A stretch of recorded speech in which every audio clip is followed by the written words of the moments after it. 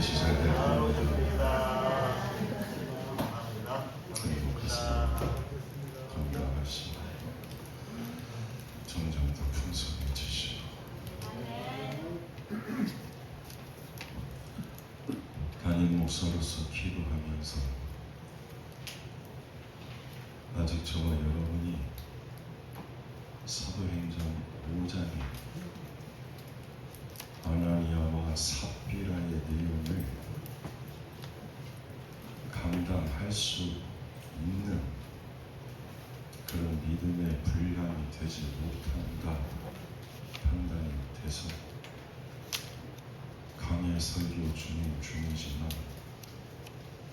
사도행전 5장 대신 사도행전 6장의 말씀을 강의하려고 오늘 말씀을 전합니다. 물론 사도행전 6장도 참 쉽지가 않습니다. 그렇다고 다 건너뛸 수는 없잖아요. 오늘 주보의 설교 제목을 좀 보십시오. 설교 제목이 뭐지?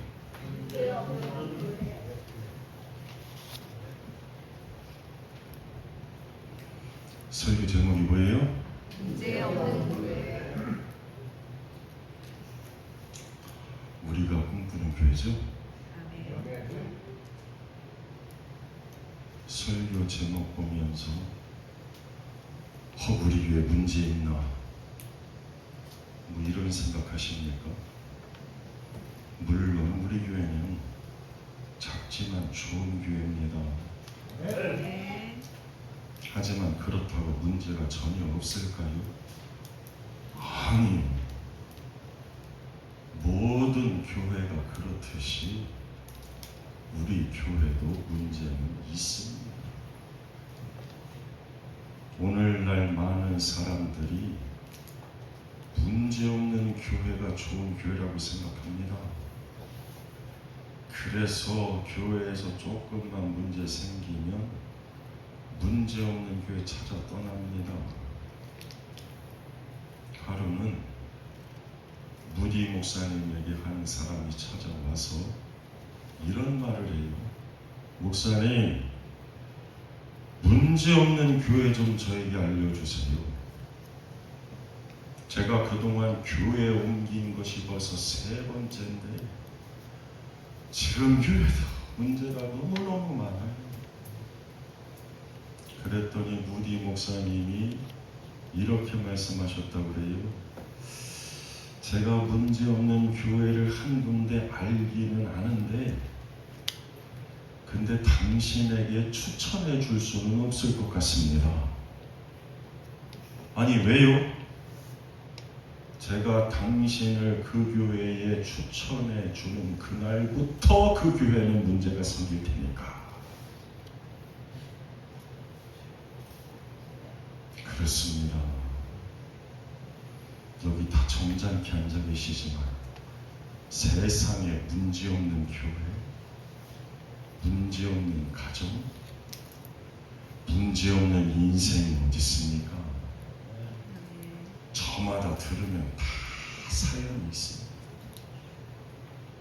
늘 맑은 날만 계속되면 사막이 됩니다. 아무 문제 없이 늘 평탄한 것이 마냥 좋은 게 아니라니까요. 왜냐하면 그렇게 되면 쭉정이만 생깁니다.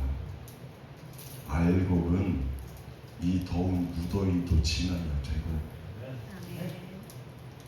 심한 폭풍우도 지나야 되고 그러니까 오늘 내가 무더위 같은 폭풍우 같은 고난 중이라면 하나님이 나 알곡만 드시나 보다. 그때 그리스도인에게 있어 문제는 찬송이, 기도가, 말씀이 더 깊어지는 축복의 기회가 되는 겁니다. 문제 있으니까 몸부림치면서 매달리는 거예요. 오늘 본문은 모든 교회가 가장 이상적으로 바라고 소망하는 초대교회, 예루살렘 교회 이야기입니다. 예루살렘 교회는 마가다락방에서 성령의 임재로 시작된 교회입니다. 그리고 이 교회는 처음부터 놀라운 부흥의 역사가 일어났습니다. 베드로 설교 한 번에 3,000명, 5,000명이 예수 그리스도를 구세주로 믿고 영접하는 그런 폭발적인 부흥이 일어나기도 했습니다. 단순히 수적으로만 성장이 일어난 게 아니라 그들은 날마다 서로 교제하며 떡을 떼며 기도하기를 힘썼습니다. 그리고 얼마나 사랑이 충만했는지 자기 재물을 자기의 것이라 하는 이가 하나도 없었고 자기의 소유를 기꺼이 팔아서 가난한 자들을 섬겼던 교회였습니다. 교동문 낭독하면서 제가 한참 동안 울컥했던 이유는 성경 말씀은 돈 없이 값 없이 와서 누구든지 포도주와 젖을 사라 말씀하시는데 오늘날 교회 형편은 돈 없으면 참 교회 다니기 힘듭니다. 초대교회요, 게다가 전도도 얼마나 열심히 했는지 아무리 힘든 고난, 핍박이 찾아와도 전도하는 거 쉬지 않았고 오히려 예수 전함으로 말미암아 받는 그 능력을 기쁨으로 감당할 수 있는 성령 충만한 교회였습니다.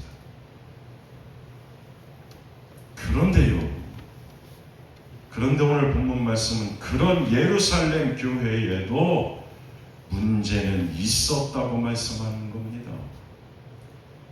본문 1절 말씀 보세요. 그 문제가 어떤 문제인지. 합독합니다. 그때에 제자가 더 많아졌는데 헬라파 유대인들이 자기의 과부들이 매일의 구제에 빠짐으로 히브리파 사람을 원망하니. 언제 문제 생겼어요? 제자가 더 많아지는 부흥의 때에 문제가 생겼습니다. 그 문제가 어떤 문제입니까? 소외의 문제입니다. 헬라파 유대인들이 자기들의 과부들이 매일의 구제에서 빠지게 되는 그런 소외라는 문제가 생겼습니다. 그런데 본문 7절 말씀을 보면 예루살렘 교회는 이 문제를 지혜롭게 해결했고 계속해서 하나님의 부흥을 경험하는 교회로 성장하고 부흥해 나갔다, 그렇게 말씀하고 있습니다. 그러니까 사랑하는 여러분, 오늘 우리는 예루살렘 교회가 문제를 극복해 나가는 모습을 보면서 우리 교회뿐만 아니라 우리의 인생, 우리의 가정, 우리의 자녀들, 우리의 일터 속에서 일어나는 수많은 문제들을 해결해 나갈 수 있는 교훈을 얻게 되기를 주님의 이름으로 간절히 축원합니다.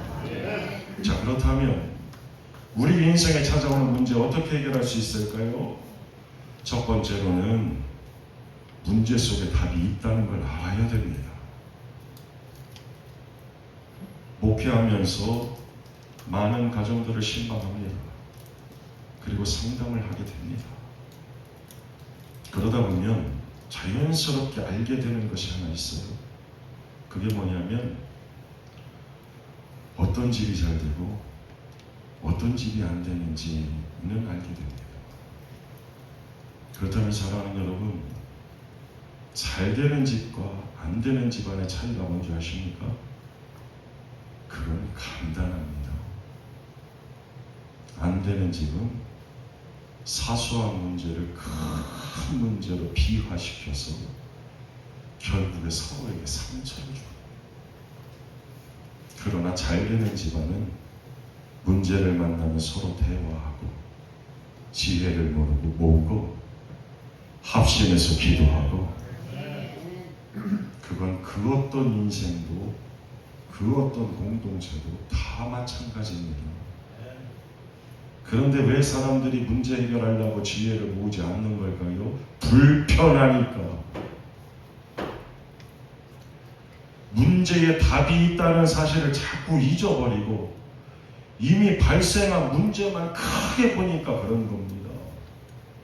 사랑하는 여러분, 아무리 큰 문제에도 반드시 답이 있고요. 아무리 큰 문제에도 반드시 답이 있고요.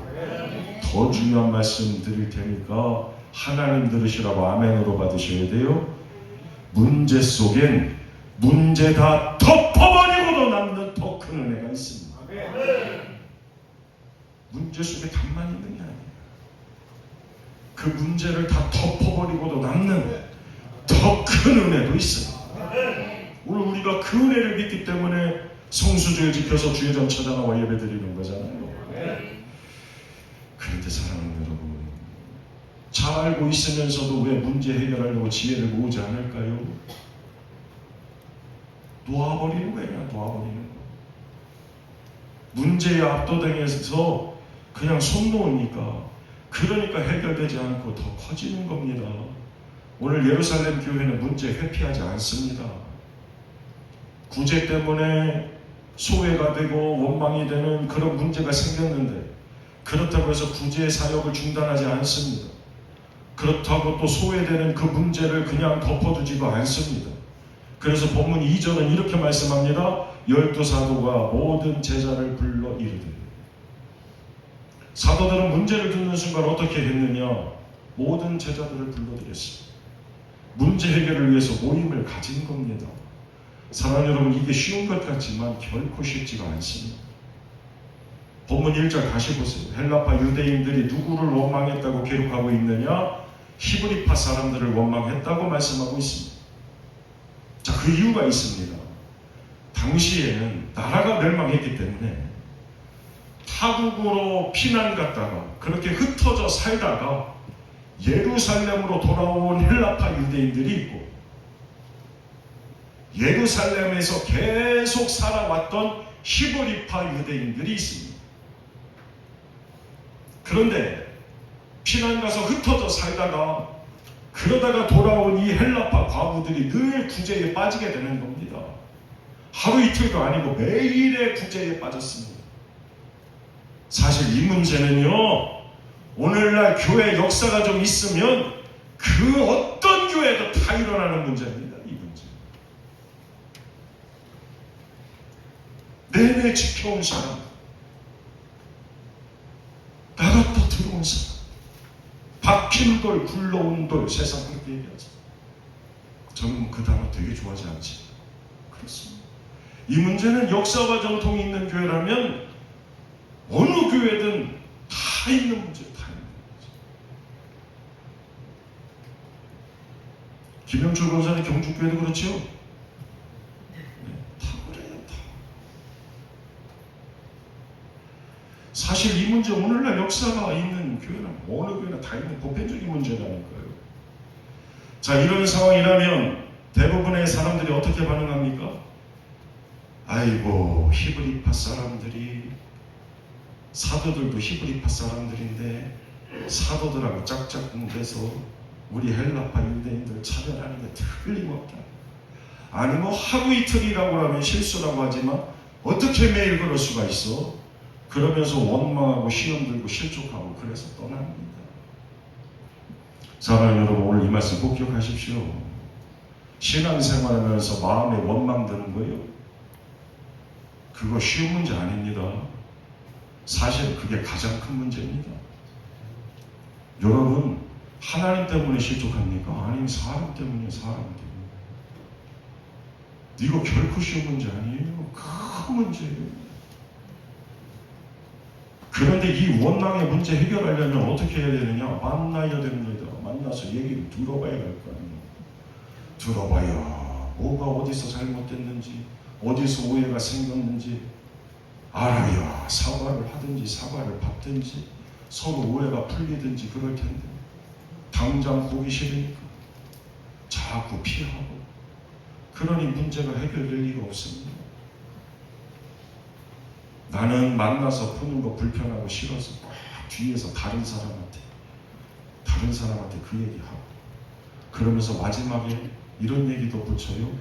그 사람한테는 절대로 그런 말 하지 마세요. 그런데 결국 아시죠?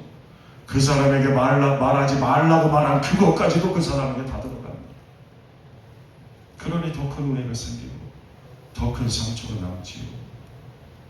오늘 예루살렘 교회요, 이 큰 문제, 이 원망과 소외의 문제 어떻게 해결하고 계속 성장하고 부흥할 수 있었느냐? 그걸 헬라파 사람들이 사도들의 말에 순종해서 히브리파 사람들과 함께 문제 해결을 위해서 서로 만났기 때문입니다. 그것이 문제 해결의 첫 단추입니다. 성경에 덮고 감춰서 받는 복은 없어요. 오히려 덮고 감추면 책망 맞습니다. 두 번째, 우리네 인생에 찾아오는 문제 어떻게 해결할 수 있느냐? 본질적인 해결책을 찾아야 됩니다. 본질적인 해결책. 일전에 제가 말씀드린 적이 있어요. 이거 실제로 있었던 사건입니다. 어떤 교회가 두 교회로 갈라졌습니다. 그런데 그 이유가 참 기가 막힙니다. 교회가 한참 잘 성장하고 부흥하게 되면서 그래서 교회 리모델링을 하다가 갈라졌어요. 그 리모델링 하면서 한쪽에서는 강대상에 치어진, 우리 교회는 없지만 강대상에 치는 그 휘장 색깔을 예수님 보혈 상징하는 빨간색으로 하자고 그랬고, 다른 한쪽에서는 푸른 초장 상징하는, 우리 예수님 선한 목자이시니까 푸른 초장을 상징하는 파란색으로 하자고 그러면서 싸웠습니다. 이거 좀 양보하면 좋을 텐데. 근데 어느 한쪽도 물러서지 않고 보혈파, 푸른 초장파 갈라져서 그래서 끝까지 싸우다가 결국에는 한 교회가 두 교회로 갈라졌습니다. 이 에피소드가 우리에게 주는 메시지가 뭘까요? 대부분의 문제로 인한 갈등은 본질적인 것으로 인해서 일어나는 게 아니라는 말씀입니다. 지극히 사소한 문제로 시작돼서 극단적인 갈등까지 가는 거죠. 그러니까 문제 해결을 원한다면 본질로 돌아가야 된다. 본질로. 오늘 본문의 사도들이 그렇게 하는 거예요. 사도들은 제자들과 함께 모여서 비본질적인 문제로 시간, 감정 낭비하지 않습니다. 그들이 모여가지고 누가 잘했고 누가 잘못하고 누가 더 큰 원인 제공하고 그런 문제 해결을 시도조차 하지 않습니다. 본문 말씀 보면 히브리파 사람들이 사과하고 사도들이 헬라파 사람들을 달래주고 뭐 이런 말씀 일절 없습니다. 본문 2절 보세요. 12사도가 모든 제자를 불러 이르되 우리가 하나님의 말씀을 제쳐놓고 접대를 일삼는 것이 마땅하지 아니하니. 사도들은 문제 해결 위해서 어떻게 접근합니까? 우리가 하나님 말씀 제쳐놓고 접대를 일삼는 게 마땅하지 않다, 그렇게 말합니다. 이게 무슨 말이냐면 헬라파 과부들이 구제에서 매일 빠지게 된 건 사실 그 누구의 나쁜 의도가 있었겠습니까? 교회 안에서? 아니에요. 나쁜 의도가 있었던 것이 아니고 자신들이 해야 될 고유한 일을 제쳐놓고 접대하는 것에 더 신경 썼기 때문입니다. 왜 갑자기 사도들이 이런 말을 했을까요? 그게 문제의 본질이기 때문입니다. 계속 말씀드리는 것처럼 예루살렘 교회는 은혜 받은 사람들이 자기 소유를 기꺼이 팔아서 사도들 발 앞에 가져왔고 사도들은 그것을 가지고 가난한 자들을 잘 섬긴 교회입니다. 그런데 그 사역이 점점 더 많아지면서 구제가 필요한 사람들 제대로 다 파악할 수 없게 된 거예요. 그때부터 사도들이 본연의 사역의 말씀 묵상과 기도 시간을 가질 수 없게 된 거죠. 그래서 헬라파 바보들이 구제에서 빠지게 된 겁니다. 얼마나 참 지혜롭습니까? 대개 교회 안에서 싸우고 분쟁에 휘말리는 이유가 뭡니까? 해도 그만, 안 해도 그만인 아주 사소한 문제에 매달리기 때문에 그렇지요. 오늘 내가 하나님 앞에 어떻게 거룩한 인생을 살 것인가? 우리가 어떻게 하나님의 영광을 드러낼 것인가 그런 것 갖고 싸웁니까? 그런 걸로 싸우지 않습니다. 1절에 말씀드린 대로 교회 김치하면서 깍두기 할 건지 김장 김치 담글 건지 깍두기 담기로 했는데 또 옆에서 그래요. 나 깍두기 싫은데 뭐 거기서 끝나요? 깍두기 담기로 결정을 해서 담는데 이제는 깍두기 크기를 크게 썰 건지 작게 썰 건지 그리고 자기가 원하는 대로 되지 않으면 시험 들고 실족합니다. 지극히 사소한 문제로 티격태격하다가 나중에는 어떻게 돼요? 깍두기는 온데간데 없고 그냥 감정 싸움만 되는 거예요.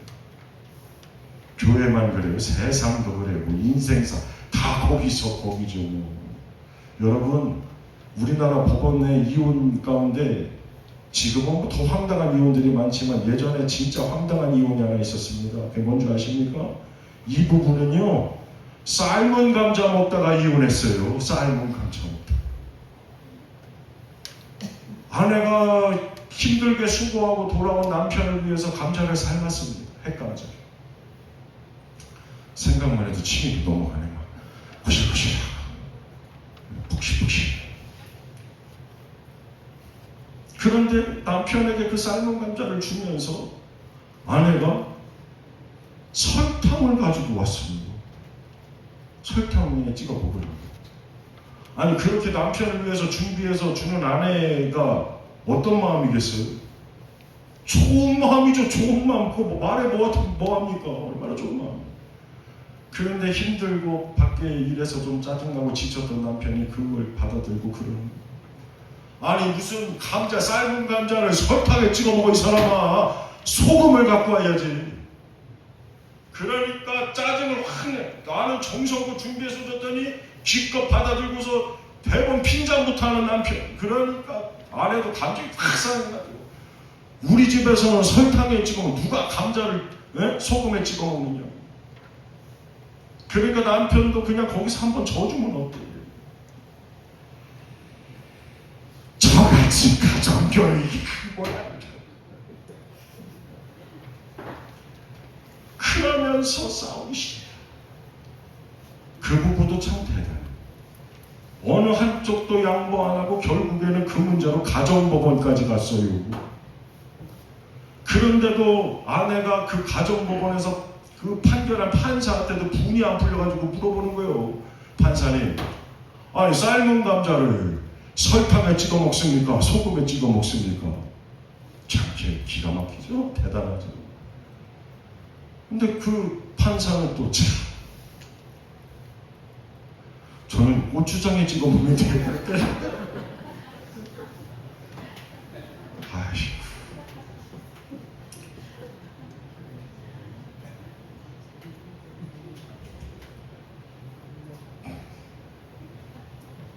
오늘 본문의 사도들은 문제 해결하려고 본질로 돌아가서 다시 원점에서 우리가 교회에서 해야 할 최우선순위가 무엇인지, 그래서 말씀과 기도로 사도들은 돌아갔고 나머지 사역을 위해서 누구를 세울 때 이 일을 잘 감당할 수 있는지 그러면서 본질적인 대책을 내놓는데 그 대책이 바로 3절과 4절 말씀입니다. 그 유명한 7 집사를 세우는 말씀. 합독합니다. 형제들아, 너희 가운데서 성령과 지혜가 충만하여 칭찬받는 사람 7을 택하라. 우리가 이 일을 그들에게 맡기고 우리는 오로지 기도하는 일과 말씀 사역에 힘쓰려 하니. 아멘. 그렇습니다. 본질적인 해결책을 찾은 거죠. 소외로 인해서 생긴 문제, 그걸 자꾸 더 크게 비하시켜서 마치 예루살렘 교회에 무슨 큰 문제가 일어난 것처럼 떠벌리지 않고 그걸 해결할 수 있는 근본적인 해결책을 내놓은 겁니다. 사랑하는 여러분, 세상에 문제없는 인생, 문제없는 가정, 문제없는 교회 없습니다. 문제만 바라보지 마시고 문제보다 더 큰 은혜가 있습니다.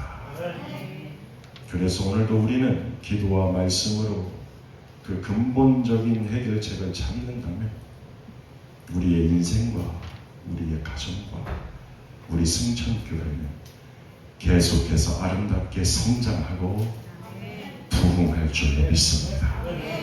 자, 이제 마지막으로 우리 인생에 찾아오는 문제를 어떻게 해결할 수 있느냐?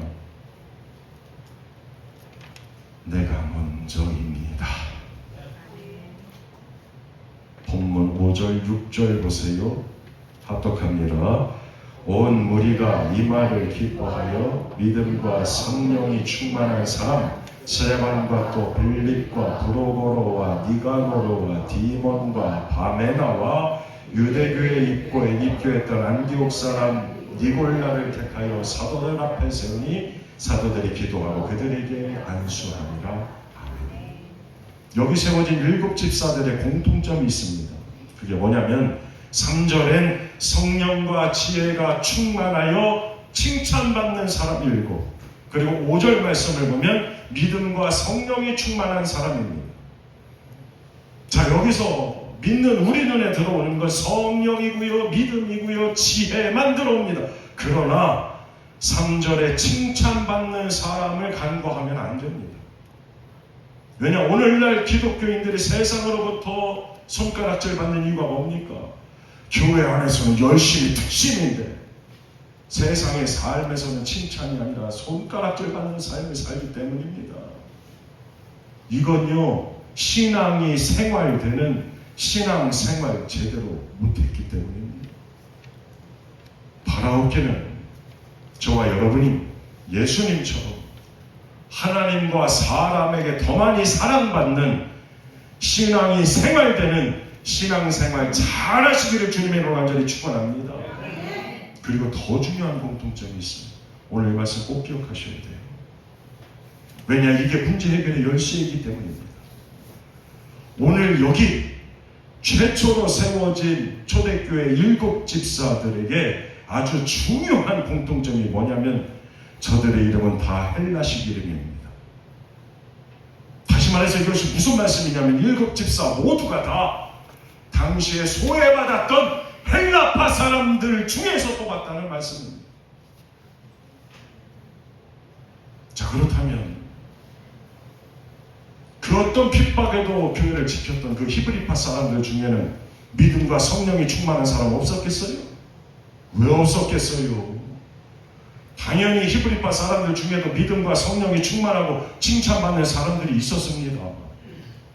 게다가 더 중요한 건요, 예루살렘 이 초대교회를 이끌어가는 사도들은요, 헬라파 사람들이 아니라 다 히브리파 사람들입니다.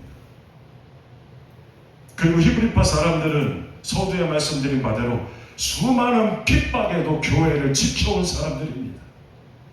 팔이 안으로 굽는다고 그러는데 예루살렘 교회가 감동적인 이유요, 이 7 집사 모두를 당시에 소외받았던 헬라파 사람들 중에서 뽑아 세웠기 때문에 그렇습니다. 왜 그럴까요? 그들에게 중요한 건 내가 아니었기 때문입니다. 하나됨이었기 때문에 그렇습니다. 성경은 하나됨을 힘써 지키라 말씀합니다. 왜 힘써 지키라고 말씀하시는 거예요? 힘드니까요. 사실 헬라파 유대인들과 히브리파 유대인들이 서로 팔을 만들려고 만든 거 아닙니다.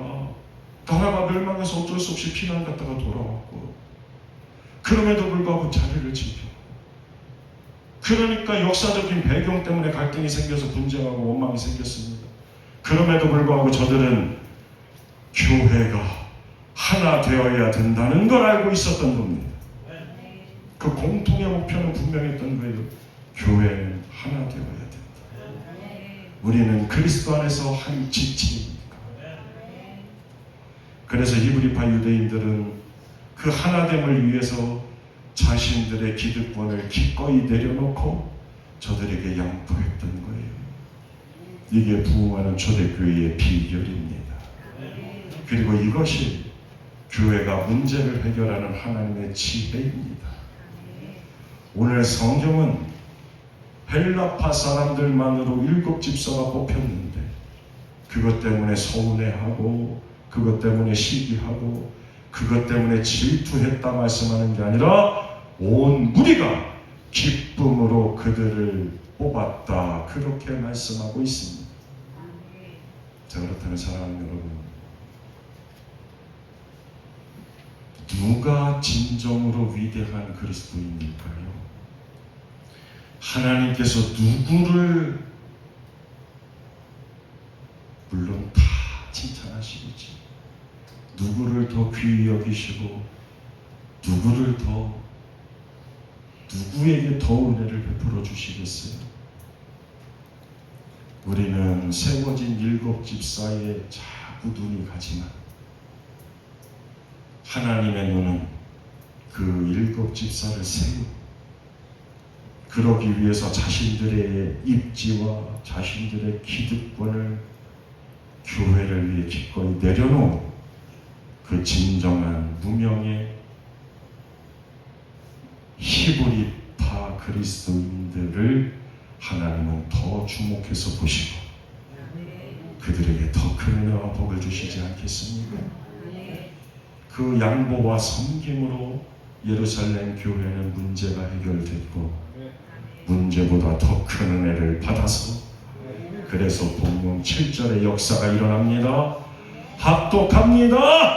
하나님의 말씀이 점점 왕성하여 예루살렘에 있는 제자의 수가 더 심히 많아지고 허다한 제사장의 무리도 이도에 복종하니라. 아멘. 이 부분의 역사. 자, 이제 말씀 마칩니다. 식당을 하나 열었습니다. 성심을 다해 최선을 다해서 손님들이 많이 오기 시작했습니다.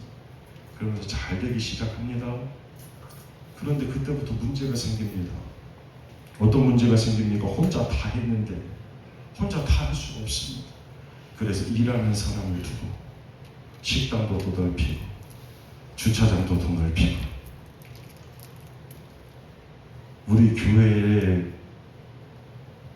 이런 역사가 일어나기를 바라는 심정으로 좀 아멘 좀 해보시면 더 넓히고 네 입을 넓게 열라 내가 채우리라. 부흥하면 더 많아지고 할 일이 복잡해지고 그렇습니다. 그런데 그런 문제 싫어서 차라리 장사 잘 안 되기를 바라는 사람이 있어요? 나는 일 많아지는 거 싫으니까 장사가 잘 안 되는 거 싫다고 그러면서 식당 앞에 다른 식당 가보세요 그렇게 써붙이는 사람 저는 여태까지 한 번도 못 봤습니다. 교회 마찬가지입니다. 부흥하면 자연스럽게 문제 많이 생깁니다. 많아지면 많아질수록 문제도 더 커지고 더 많아지고 그렇게 골치 아프니까 차라리 부흥 안 되면 좋겠어요? 아니죠. 아무리 문제가 커지고 문제가 많아져도 부흥 되는 게 좋잖아요. 부흥대에서 생기는 문제가 100가지라면 한 가지 문제보다 부흥되기 때문에 생기는 문제라면 당장 100가지 문제가 더 생겨도 그래도 감사하고 그래도 기쁨이고 그래도 은혜 아니겠습니까? 부흥되지 않아서 한 가지 문제 되는 거 부흥되기 때문에 생기는 100가지 문제 부흥이 훨씬 더 그 한 가지가 사실 우리를 더 힘들게 하는 거죠. 그러니까 사랑하는 여러분 문제없는 인생 살려고 하지 마시고 문제없는 인생 없다니까요. 문제에 맞서서 정면 돌파함으로 더 발전하고 더 성장하고 더 부흥하시기를 축원합니다. 아울러 우리 승천교회도 부흥하기 때문에 생기는 문제가 많아지면 많아질수록 그건 거룩한 문제가 될 것이고 기쁨의 고민이 될 것이고 행복한 기도 제목이 되겠지요. 미국의 케네디 대통령이요 대통령으로 취임할 때 아이젠하워 대통령이 이 케네디 대통령한테 이런 충고를 했어요. 당신이 세계 최강대국인 미국 대통령에게 닥치는 문제 당신이 대통령이 되고 나면 그 문제가 결코 쉬운 문제가 아니라는 걸 알게 될 겁니다. 만약 그게 쉬운 문제였다면 아마 누군가가 이미 다 해결했을 테니까. 사랑하는 여러분, 저는 이 말이 모든 인생, 모든 가정, 모든 교회에 적용되는 말이라고 적용되는 도전이라고 생각합니다. 우리의 인생과 우리의 가정과 우리의 교회에 찾아오는 문제, 결코 작은 문제, 결코 쉬운 문제 아닐 겁니다. 그러나 잊지 말아야 할 것은 반드시 문제에는 답이 있고, 그러니까 문제 찾아올 때 당황하거나 회피하지 말고 손 놓아버리지 말고 하나님의 지혜를 힘써 구하시고, 그럴 때 우리의 삶과 가정과 교회는 하나님께서 기대하시는 부흥의 사도행전 인생이 되고 사도행전 가정이 되고 사도행전 교회로 그렇게 평안히 든든히 서가게 될 줄로 믿습니다. 그 축복의 주인공들 다 되시기를 주님의 이름으로 간절히 축원합니다. 기도하겠습니다. 거룩하신 하나님, 오늘도 내 머리로 내 생각으로 지은 죄 때문에 우리 예수님은 가시면류관을 쓰셨고, 내 입술로 지은 죄 때문에 우리 주님은 쓸개즙을 드셨고, 내 손과 발로 지은 죄 때문에 우리 주님은 못 박히셨음을 기억하며 다시 주님을 십자가에 못 박는 삶 살지 말게 하여 주시고, 우리 승천교회가 이 재단에 속한 모든 가정이 또 저들의 삶이 이후로 믿음으로 점점 더 좋아지게 하시고, 말씀으로 점점 더 강해지게 하시고, 기도로 점점 더 축복받게 해주시고, 점점 더 부흥하는 사도행전 인생, 사도행전 가정, 사도행전 교회로 오늘도 평안히 든든히 서가게 하여 주옵소서. 예수님의 이름으로 기도합나이다. 아멘.